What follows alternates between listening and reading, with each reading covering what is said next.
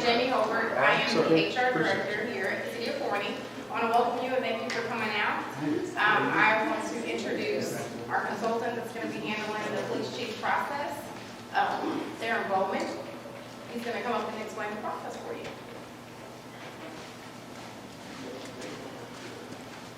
All right, thank you, Jamie, and good evening to everybody who's here. I'm really honored to have the opportunity to assist the City of Forney with this process. I trust that many of you who are here this evening and who are viewing this online have had an opportunity to meet me previously or to see the council meeting where I was formally introduced. And so I don't want to take a lot of time to go through who I am and my credentials. I just want everybody to know that I feel really fortunate to have the opportunity to be home here in North Texas and to assist you here in Forney with the process. So my consulting company, the Bowman Group, is the primary for this effort. And we are a police practices consulting group. We're active in many places around the country, and we again are proud to be here. We tonight will, over the next 45 minutes or so, go through this particular agenda. I'll talk some about the police chief's search process. We'll open the floor after I talk, and then Yoko will present for community input and questions and answers. So anyway, our firm is a police practices consulting firm. We're active in places just all over the country. We're really fortunate because I believe we have the best policing in the country here in North Texas. And with the work that we're able to do in places like Baltimore, Chicago, New Orleans, we're able to import some of this good North Texas policing into other states. And we're taking this effort and our knowledge to try and bring in the best qualified police chief that's the right fit here for the city of Forney. But we recognize that the Bowman Group is not sufficient to select your police chief, that it takes input and feedback and interaction and engagement from the entire community, all of the stakeholders here in Forney, from the city manager to the mayor to council members and future council members, as well as members in the community, members of the press, and the police department is also critically important. We spent this morning at the police department talking to police officers about the process. We don't want the police officers to be mystified about this police chief selection process. But we think because they will work for the new chief, it's critically important that they have some input, that they're able to tell us what they think are the important qualities and characteristics of their new chief. And so we spent some time with them. We'll be looking at some surveys that they'll complete over the next few days. We also will be spending more time with community members. We posted a survey link today. Yoko will talk more about that here in a few minutes, but we want feedback, we want input, we want to hear what you are looking for in your chief, and we want to make sure that the person who ultimately is selected is the right fit and will be here for many, many years to come, that all of the residents will say that that is the best police chief in our particular, in our history. So constructive community feedback and feedback from the cops and police personnel is just critically important for the success of this entire process. So very briefly here, if you're looking on the board here at the screen, we have diagrammed the general process here, what we anticipate the process will take in the way of weeks or months. We could be long by a few weeks. We're not going to be short on this depiction. At the very latest, we anticipate this process being complete by June of 2022, and that's actually hiring the police chief and having that chief in place. But here this fall, we're seeking community input right now, here today, for most of the rest of this month. We'll ask the community questions like what Yoko will talk about here. And then early next year, in 2022, we'll actually start the recruitment process. We'll conduct a national recruitment process. We'll poll all of our sources around the country that we go to seek candidates, police departments here in North Texas, as well as outside of the state of Texas, looking for that right fit for forming. We'll spend the winter months recruiting applicants and screening applicants and interviewing potential applicants. We'll go through a screening process where we go from many applicants to just a few. We anticipate probably sometime in March, we'll conduct interviews and whittle down the applicant pool to a set of semifinalist candidates. We'll go through the rigors of bringing those candidates probably here for interviews and conducting interviews using at least 3 different configurations of interview panels. Community members, perhaps, city stakeholders, staff, community stakeholders, as well as some police chiefs and or police officers. And so we again want to make sure that the interview process is inclusive, that it's thorough, that we hear from all sides, and that we have a lot of input into the decision-making process. From that list of semifinalists, we anticipate narrowing down the pool to maybe 2 or 3 finalists that we'll then bring back for interactions with the community, with stakeholders. They'll have an opportunity to tour your fine city, to see what it's about, perhaps do dinner with some of you who are here tonight, and then the city manager and the staff will work together to come to a final decision on who that next police chief for the city of Florence will be. So we typically would expect to be in position to make that decision sometime in April.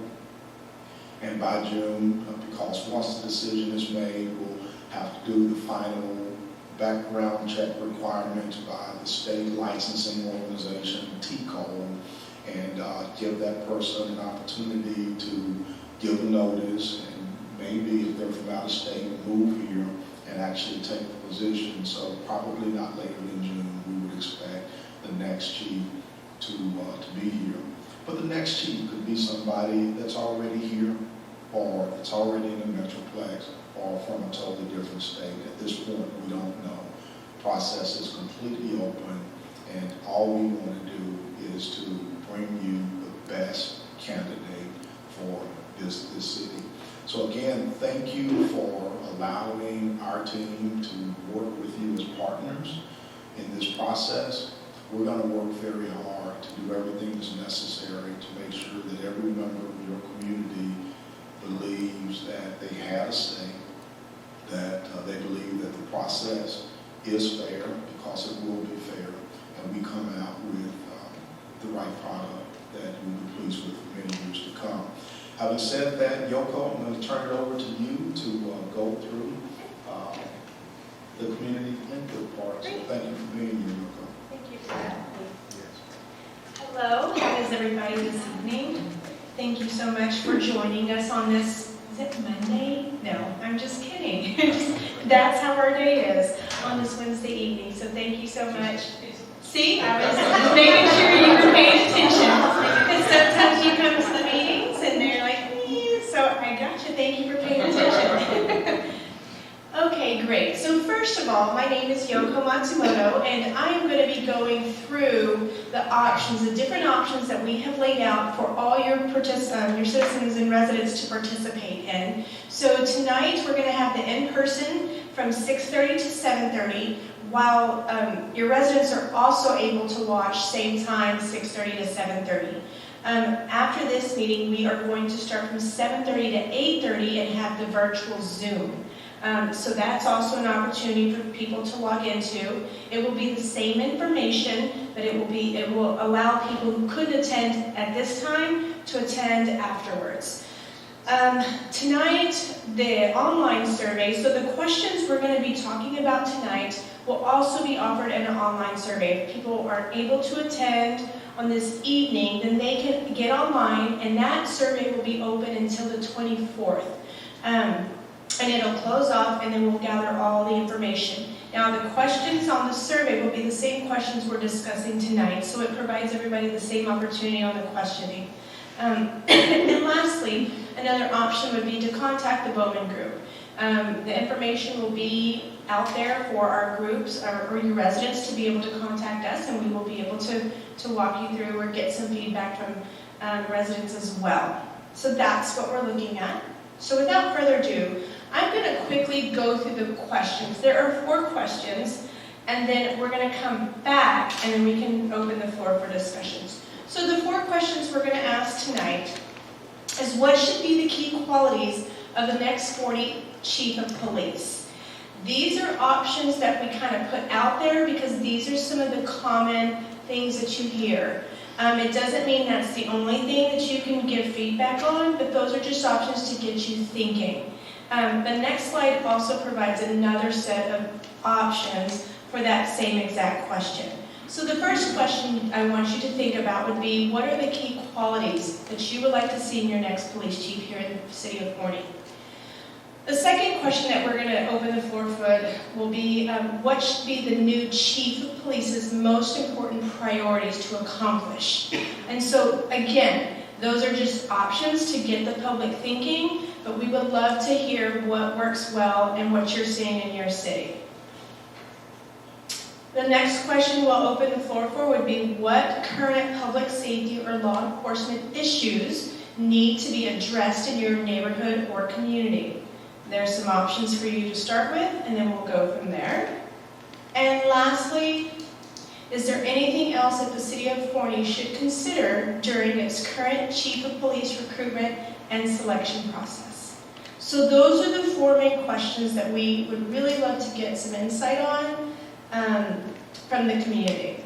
So we'll go ahead and start with the first one. I would really like you to think about envisioning that next chief of police here for Forney. What do you feel are some of the qualities that you would like to see in this role? And we can open the floor for discussion.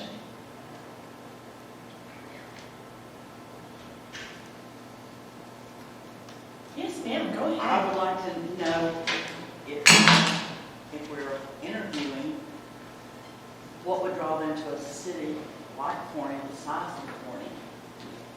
What, where are they coming from? What kind of experience do they have? Are they coming from a much, much larger city by comparison, or even a much smaller city? Okay, so what I'm hearing you say is that you're interested in knowing what their perspective is and what would draw them to the city of Forney, is what you're hearing. Okay, what I'm hearing you say. Okay.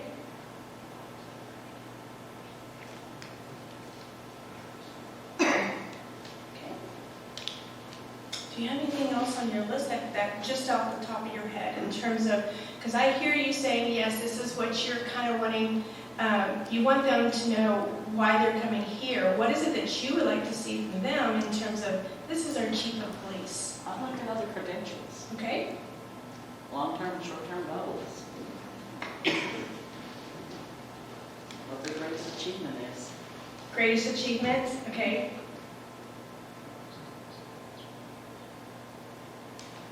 Those are great insight into when we're developing questions for panels and things like that.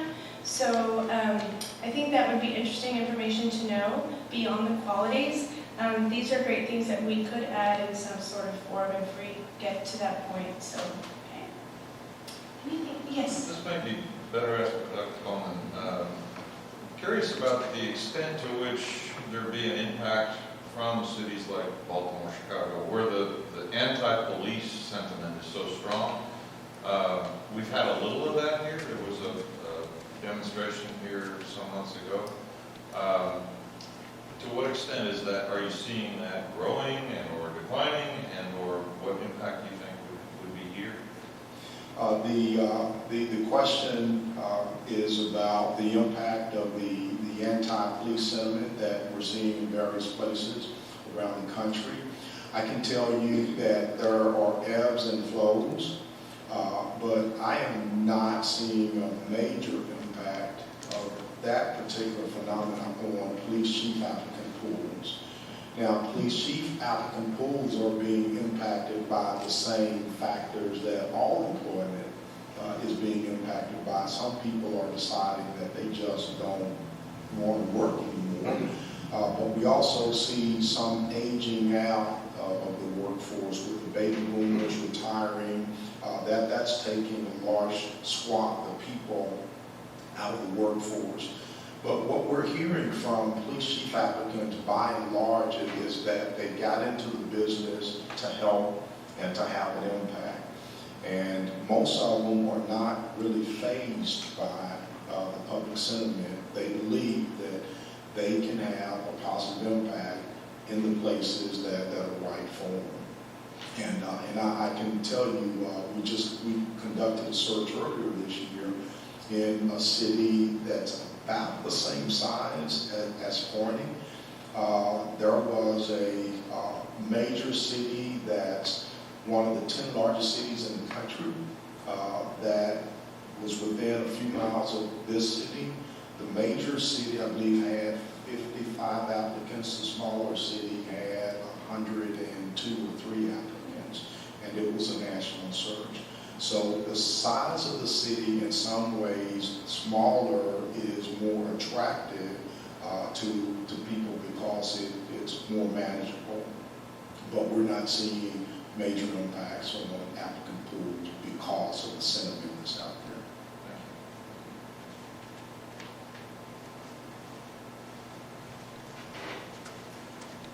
I personally, I like the note there about recruitment and retention of quality personnel. Obviously, society, everybody's experienced shortage of staffing, as you alluded to. What kind of experience do they have with that?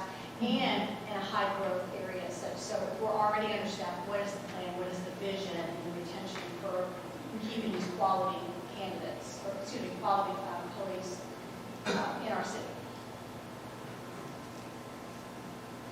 Yeah, I think that's a really good point, especially just looking at cities across the board beyond just policing, that recruiting the workforce is a very interesting topic right now with the changes in how our workforce is kind of adapting. So that's a really good point. And our growth is just exponential. Yeah, So it's really it's going to be fastest growing counties in the nation. Yes. Yes, we included that in the brochure.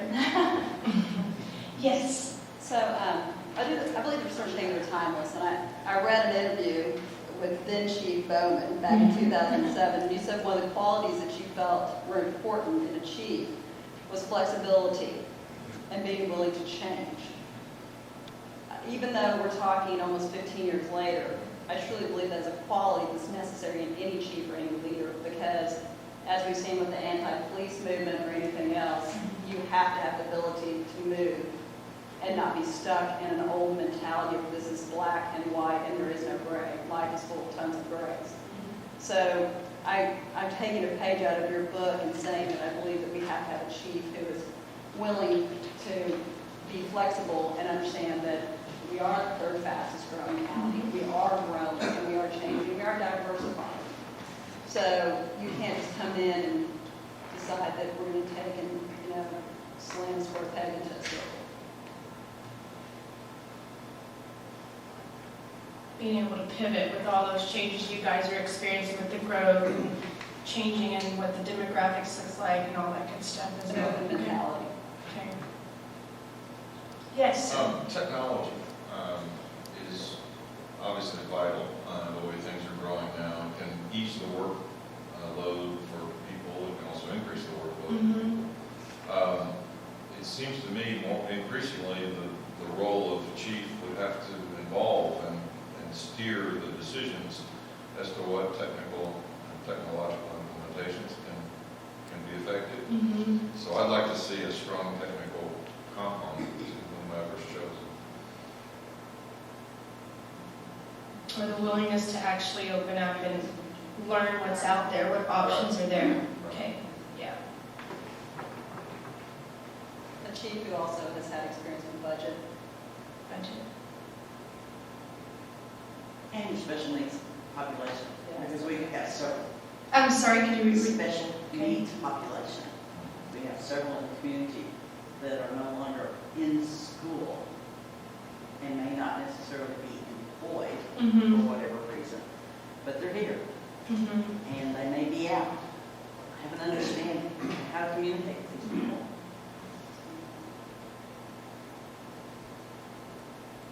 It's interesting. Understanding the communication and possibly even layers of training your staff and how to handle situations, and just so it kind of goes into like a layered effect there. If you have somebody, with one of the autism spectrums, Mm-hmm. you don't know necessarily what you're dealing with. It can go way up, it can go way down. And how to deal with this. Okay. I changed the slide, just so you know, that new items are up there. I wanted to kind of go back. I was thinking about your comment on credentials, and I think that's really interesting because there's a layer of credentials. Is there anything in particular that you're really interested in knowing, like tactical? I don't know all the credentials. I didn't grow up in the police world, but is there something that you were just interested in, or is it just you really wanting to know what that story is on that career? Story of that. Okay. Okay, gotcha. Anybody else? Okay, so I'm going to go ahead and just, these are some of the things that I'm hearing you guys say. I have the credentials, just more of understanding the story and the path of these possible chiefs that you might bring in would be something that you really want to know, storyboarding where they, how they ended up where they are now. Long-term goals of how they're going to move the police department into a direction that Forney is moving. I have recruitment and maintaining our workforce. Technology component, being willing to look into it, see what we could do, which ties into budget, because that's an interesting piece. Technology and budget, they're just not best friends. So that's an interesting piece. But we have the budget. I have understanding how to, and possibly layered out trainings for the special needs population, because that is a population that you're very interested in making sure that we do not forget about, and how to, the greatest achievements I have for you as well. And then we have such a interesting growth here in Kaufman County and in Forney, so that growing population, what do we look down the road for 3 to 5 years, and how are we going to maintain staffing or technology to support the growth that Forney is going to be experiencing here?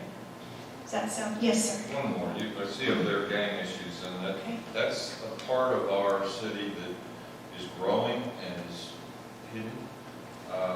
We have a gang population that is increasingly dangerous and increasingly finding a foothold in some of our older housing developments.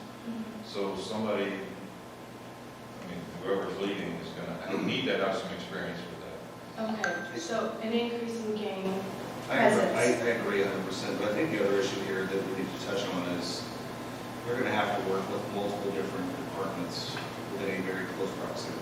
Our ATJ, Sheriff's Office, Constable's Office, ISD Police. A lot of the issues bleed over from one jurisdiction to the next. They're going to have to find a way to extend all branches to adjoining PDs and find a way to work together and communicate to mitigate those issues. Okay, so building relationships not just within your town, but regionally. 100%. Stay aligned. It's very important in this small city. And it's the gang issue is part of that, because the gang issue can exist outside the city and affect inside and vice versa. And that's where the importance of the communication with having an independent school district that has a police department. We have a city police department. They have to understand that we own all of this. If the school's not talking, the police department about a problem child or an issue that's going on, or the city's not talking to the police department, the school district about it, there has to be an open line of communication so they can get ahead of it. Communication, collaboration within the layers of different entities. And I also did not forget the ability to pivot or be flexible with the growing diversity or the growing, actually, city issues that we start to see. If city's growing, there's new perspectives that come in. So We need innovation as well. innovation, what does that mean to you? I'm kind of interested. I think somebody who's going to be able to think outside the box and draw on other people's experiences to get a best fit for our town and the issues that we're facing. So somebody who is creative and visionary and can do all of that. One of my concerns is Forney is not Chicago. It's not these large cities, and I don't think we're going to be policed the same way, if that makes any sense. Policing is evolving quite a bit, and has evolved, and it's continuing to evolve. So I think, from my perspective, some sort of community outreach program to really see our police department as part of the city. From my perspective, this is probably one of the most important hires we can make, period. Police department can make or break us. And the judgment that comes along with that has to be at the forefront of everybody's thoughts. So I don't know, some sort of educational factor beyond, from my perspective, somebody who has a higher education, even beyond their standard post certifications would be something I'd look into. Someone very well-rounded would be very beneficial.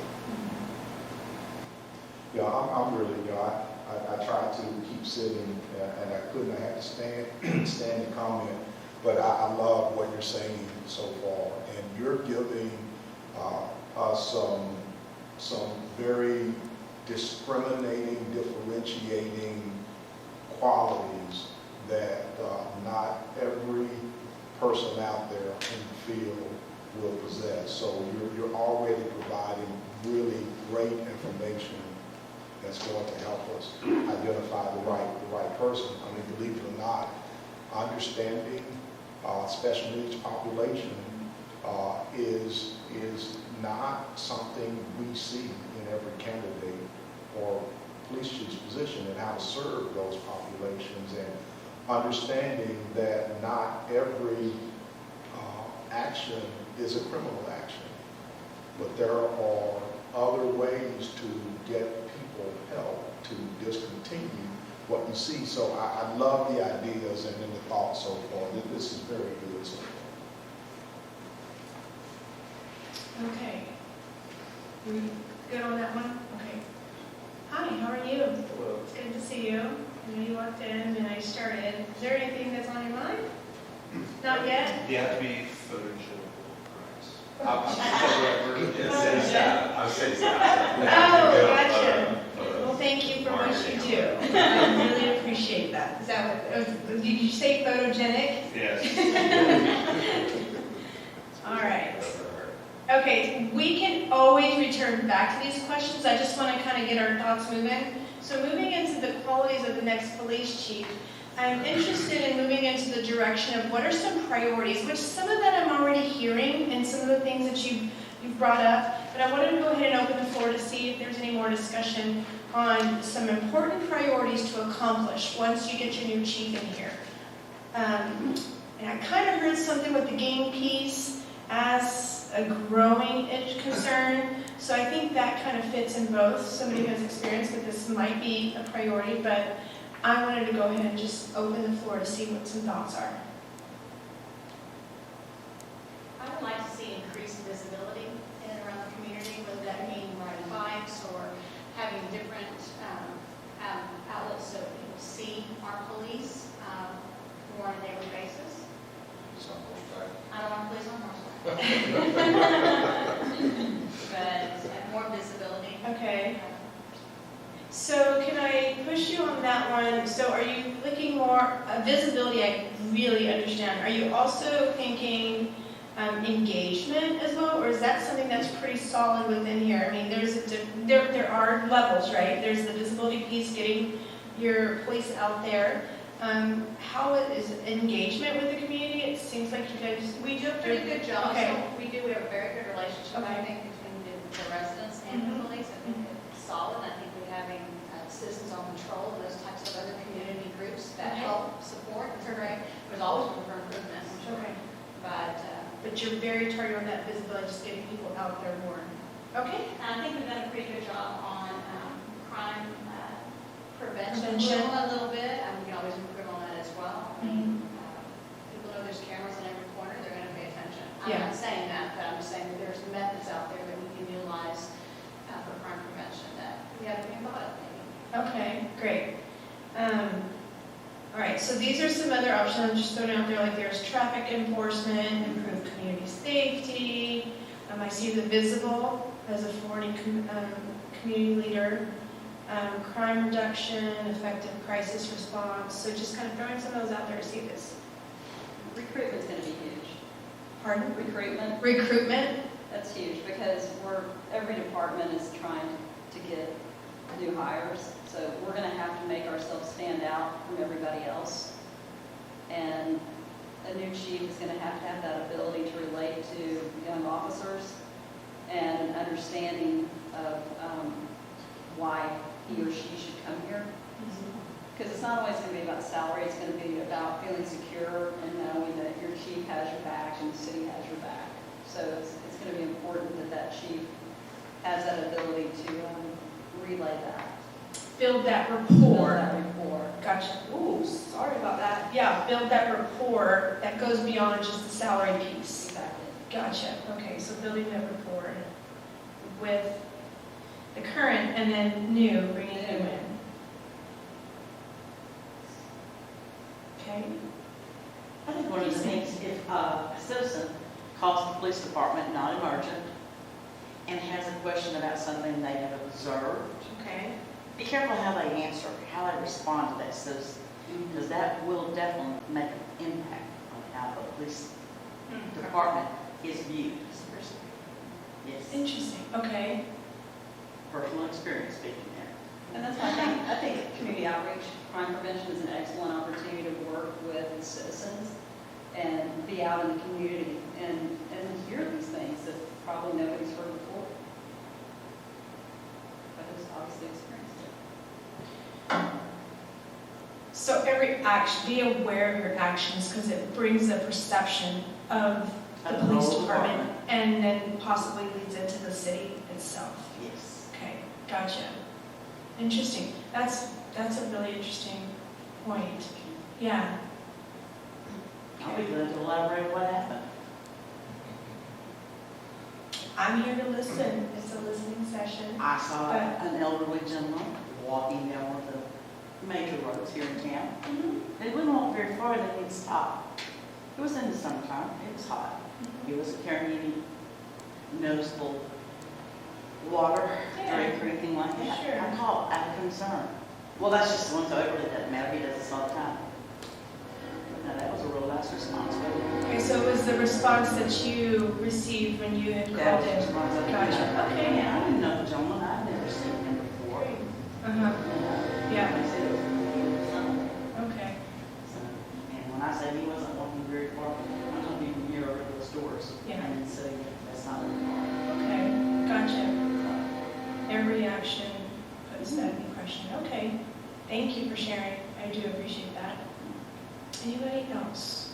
Priorities for your city. This one's a deeper one. This is really, and I did add the game piece there for you, so anything else? We have had, and I can speak from experience because I served on the Children's Advocacy Center for 6 years. Every month we would have a meeting, our monthly meeting. The last time I saw a representative from the Corning Police Department was Detective Rankin, and that goes back 6 years.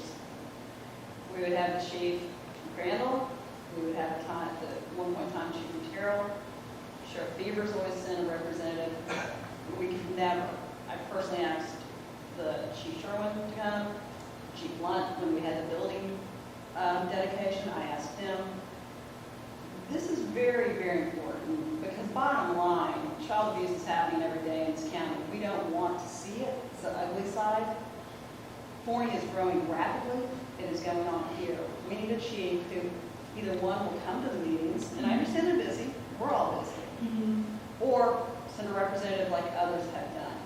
So this is something that's not often discussed because we think about our other police departments. It is our other support groups, it is CPS, ABSI Center, that we need to be working on an open dialogue with, and we need to be seen so that they understand that we do care and we are involved. So that new chief needs to listen and needs to take action and not be like the last ones. Because children are the most important things that we can protect in this community. Okay, let me make sure I'm clear, I'm understanding this. So is the priority based on child abuse as a theme, or is it more based getting our police officers out to organizations that are doing providing services within the community? Well, personally, I think they're the same thing. Okay. Child abuse is always going to be a very top priority Okay. that has to be dealt with. Okay. But on a different level, you have organizations within our county who are working daily and dealing with this daily, doing forensic interviews, things like that. If they don't have the input from our police department, the detectives, the detectives are there, but the chief or your lieutenant or your captain needs to be in these meetings to understand who's at the NUT meetings, who's, how many forensic interviews have you had. They need to be there and be a part of it and be seen. Okay. I just didn't know if that was a rising theme, like the gang thing is starting to rise, but okay. No, this has to do with our growth. This has to do with, Yeah. it's just, Yeah.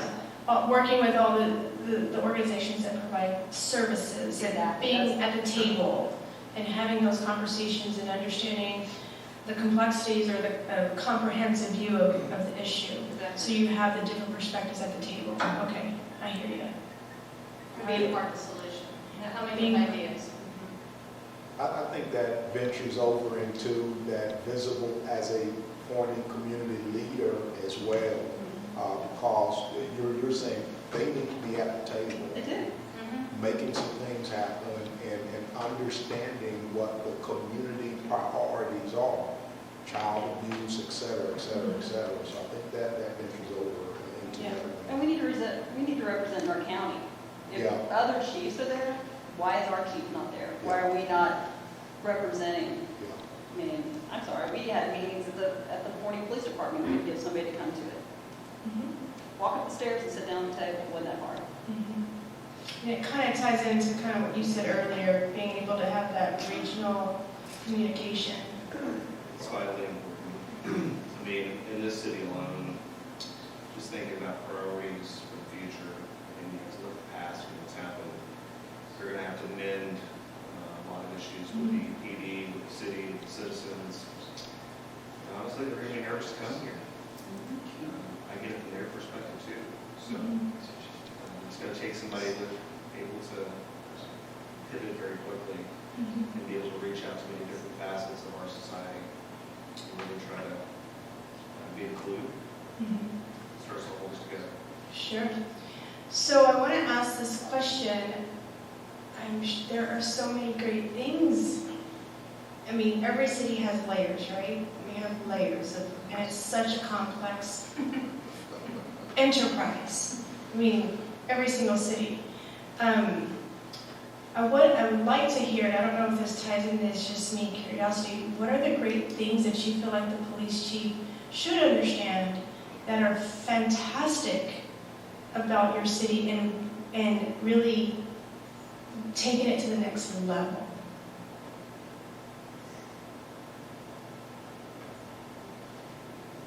I'll tell you the people. The people. People are fantastic. Always the best place to live hands down since 2011. And we have some of the most genuine people in the city I've ever seen. Okay. It's a great place to call them. It's a great place to raise your kids. Unfortunately, it's, council and the police chief who see one of the other sides of it. This is a really amazing place to call. Okay, good. They have our own issues. Every city has. But Every city. I wouldn't choose another place to live. Okay. Anything else would. All right. I'm going to add to this that there's a lot of community give back, Mhm. and a family atmosphere is still here. A lot of it is in the nonprofits that we serve.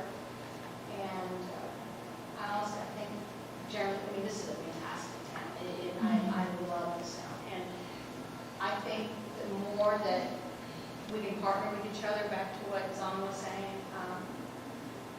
That's the way that we get things happen. That's how we can create ideas, and how we get people out there to solve these problems that every town faces. But Yeah, it is a family town. Yeah. And it's a great school district and all those things. So okay. the kids are key for this school district, for this town. I mean, we have 23,000 people and 14,000 kids in the school district. So it's crazy. We've got a lot of unique issues. And we've got a great school district. We're doing some things. We're very innovative. I know. You know, we're breaking ground for the new, basically it's called Opportunity Central. But it's going to be this amazing thing where, you know, there's going to be a cafe, there's going to be theater. It's It's a career technology clear center. technology, but it's like, it's just really cool that here's a town of our size doing things like that. Educating kids in a way that's never been done Never been before. done before. Yeah. And adults for that matter, because even adults can take us. But, you know, I like to tell people when they say, where do you live? I say, I live in Florida. And they're like, where? And I'm like, that's a good thing and a bad thing, because I don't want you to I don't want us, but we're still a small town, Yeah. but with big dreams. Yeah. And, you know, you can walk in any place and people smile at you and they know who you are. And they may not know you by the name, but they, you know, they recognize you. Yeah. So it makes you feel good. Yeah, great. Yeah, your school district, again, since you're growing so fast as a growth county in the nation, your school district is one of the fastest growing in Texas. Yes. So, which would tie into some of those priorities. I mean, understanding those pieces, you know, growth in schools, growth in cities, all those good things. But I like your answer. I think it's genuine. I like the authenticity of it. And I think those are really important things for us to get in our head as well when we're working with that. What you're proud of, and We're the a big people. town, we're a small town too. You can still walk outside and see 3 or 4 people I know from across the city.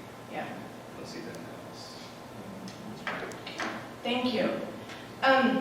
So moving on to the next question, what are the current public safety or law enforcement issues that need to be addressed in your neighborhood or community? And again, I'm hearing a lot of this, so if we feel like you've answered that and there's nothing else, but we have some examples engaging with youth, ties into that school district piece, right? Crime reduction, property crime, violent crimes, anything that's on the top of your head that you feel like in our neighborhoods or communities, these are key things that need to be addressed. There's not a lot from this position, off the top of my head, but I'm going to say it anyway. I mean, with the recent school shootings that happened, Okay. we've had some recent issues with guns being in schools. Okay. That's not, we have a 40 ISD police department, obviously, but I do think our chief needs to be aware of what is going on inside the ISD and try to curb what he can that is within our jurisdiction. One life lost of a child is too many. I know we can't police the ISD, but we can definitely do our part with the city. And partner, which is what I'm hearing a lot from you guys. Okay. Anything else? Something else we have to understand is that with growth, we're having different people come in. And we're going to bring in crime. It's going to happen. It is. And we need a chief who is going to be proactive.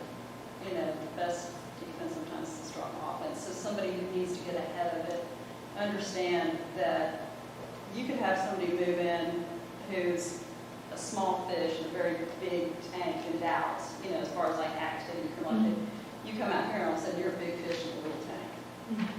And these need to be things, you know, what are we doing to be aware of this? You know, what are we putting in place to, comes back to crime prevention. It comes back to being smart about this and being proactive. Okay. Crime prevention with the anticipation of the increased layers of crime. Gotcha. And Yeah. we had a murder in our ATJ this year.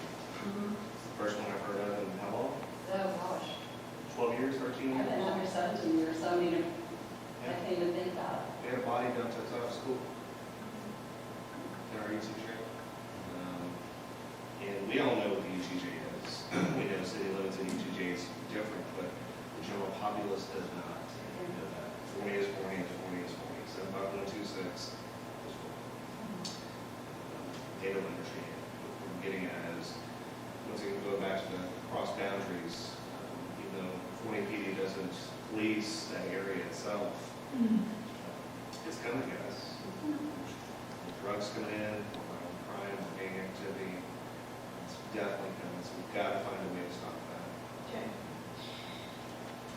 The strategic vision, basically. This is what we're looking at 3 to 5 years. These are some issues that are coming. How do we put things in place now to be able to address that future? So we're not reactive, we're proactive.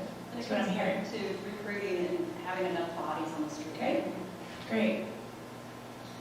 I have a process question, if I could. I know Charles is saddled with the ultimate decision, right, of the police chief. I'm not trying to put you on the podium. But how is this process going to work publicly? I don't know. Is this a process that the community continues to be involved with, and then Charles makes the final decision, or how does that work? From here, we'll open the recruitment. Our group will actually vet the candidates, will receive and vet the candidates, will give the city manager's office periodic updates on the status of the candidates, who's where in the process, et cetera, et cetera.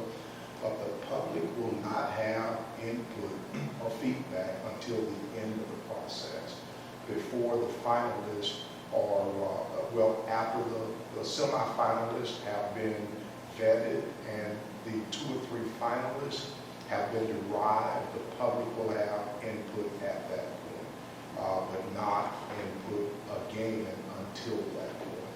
So this input tonight and what we're receiving from the surveys, that will go into compiling the recruitment brochure, the standards against which we measure the candidates while we vet them through the process. So you're having an impact on who gets to the finalist position by way of this session and the survey.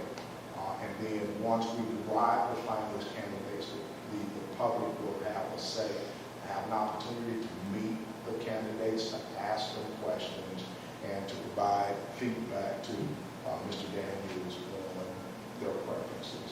And your target date is something like April? April, that's correct. And if I could add something to that, Dr. Bloom is saying, I've been involved in 3 police chief searches over the years, and that in process where the community is involved to actually meet candidates face to face, ask questions, and sort of get a feel for what the individual is like, plays a big part in passing along the information and what they think of the candidates. And there'll also be an opportunity to meet the staff to see how they feel about it as well. So that's a very important part of it. You can't just, at least, my process is not to make decisions in a vacuum. I think you need all of those components to get to that point.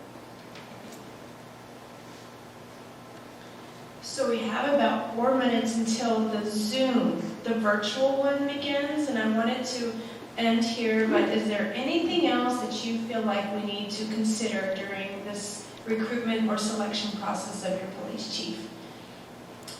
And if we run out of time, don't worry, you can get on the Zoom call and participate there.